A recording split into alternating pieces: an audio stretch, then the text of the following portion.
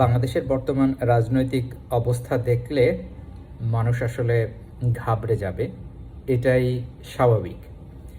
কারণ আমরা এখন যখন শুনি যারা এখন দেশ চালাচ্ছে, কিছু কিছু উপদেষ্টা যারা আছে, তাদের কানেকশন এবং তাদের ইন্টেনশন এগুলো নিয়ে আসলে জনগণের মনে প্রশ্ন আছে, সেগুলো এখনও পরিষ্কার হয়নি, থাকতেও পারে। সবচেয়ে বড় কথা হলো এখন এমন একটা মেকানিজম বাংলাদেশে আছে যে যে কোনো ধরনের ষড়যন্ত্র দেশের ভিতরে হোক অথবা দেশের বাইরে হোক, এটা জানা সম্ভব আগে থেকেই। আর আগে থেকে যখন জানা যাবে তখন এই জিনিসগুলো আসলে প্রতিহত করা যাবে, এটা হলো ভালো দিক। এবং আমি বলবো যে প্রথমত আপনারা কেউ ঘাবড়াবেন না। এই ধরনের যে আমরা যখন শুনি এই উপদেষ্টার ভারত কানেকশন, এই উপদেষ্টার অমক কানেকশন, এই উপদেষ্টা আর মোটিভ ভালো না, এটার সত্যতা হয়তো বা থাকতেও পারে, কিন্তু ঘাবড়াবেন না, নাম্বার ওয়ান। দ্বিতীয়ত, ভয় পাওয়ারও কোনো কারণ নাই।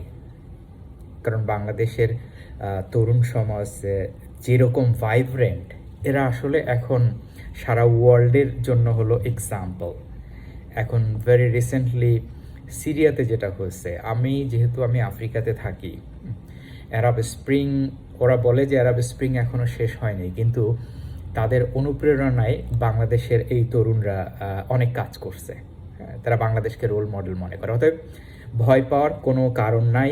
এই রকম তরুণ সমাজ, যাদেরকে আমরা জেনজি বলি, এরপরে আলফা জেনারেশন আসতেছে, তারা রেডি হচ্ছে, ভয় পাবেন না। তৃতীয়ত, দেশকে ভালোবাসতে হবে এবং দেশের জন্য কাজ করতে হবে। এই জায়গাটাতে কোনো ছাড় নাই। দেশকে ভালোবাসতে হবে এবং দেশের জন্য কাজ করতে হবে। চতুর্থত, সর্ব অবস্থায় বাংলাদেশ পন্থী হইতে হবে। নো ডান, নো বাম এবং নো ইস্ট, নো ওয়েস্ট। আমাদেরকে শুধুমাত্র বাংলাদেশ পন্থী হইতে হবে, বাংলাদেশি হইতে হবে। তাহলেই আমাদের মধ্যে দেশপ্রেম থাকবে। আর দেশপ্রেম থাকলে এই সমস্ত ষড়যন্ত্র এগুলো আসলে মোকাবেলা করা কোনো ব্যাপারই নাই। কারণ এখন বাংলাদেশের মানুষ যেভাবে ইউনাইটেড, যেভাবে এক হয়েছে, এটা আসলে আমার মনে হয় যে শুধুমাত্র সেই স্বাধীনতা যুদ্ধের সময়েই হয়েছিল।